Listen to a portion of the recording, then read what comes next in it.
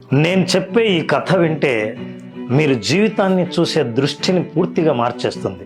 ఇద్దరు స్నేహితులు పని కోసం సిటీకి చేరుకుంటారు.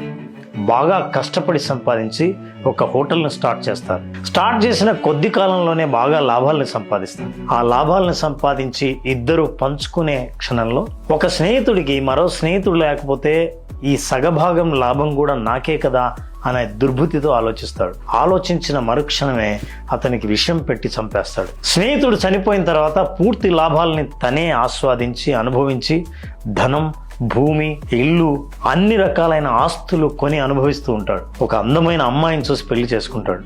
కొద్ది కాలంలోనే వాళ్ళకు ఒక కొడుకు పుడతాడు.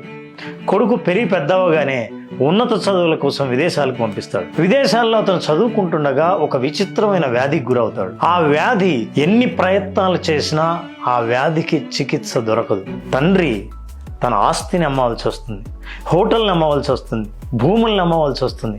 సంపాదించిన ఆస్తి మొత్తం కరిగిపోతుంది. ఒకరోజు బాధతో తండ్రి చూస్తుండగా ఆ రోగాన పడిన కొడుకు, నాన్న నన్ను గుర్తుపట్టావా అని అడుగుతాడు. నాకెందుకు గుర్తుకు లేదు, నువ్వు నా కొడుకు కదా అంటాడు.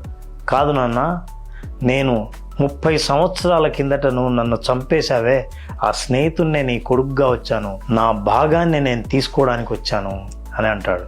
ఈ కథ ద్వారా ఒకరి హక్కును మనం లాక్కొని ఒకరిని బాధ పెట్టి మనం సంపాదించే డబ్బునంతా ఏ జన్మలోనే కాదు, ఇదే జన్మలో డబ్బే కాదు వడ్డీతో సహా తిరిగి చెల్లించాల్సి వస్తుంది.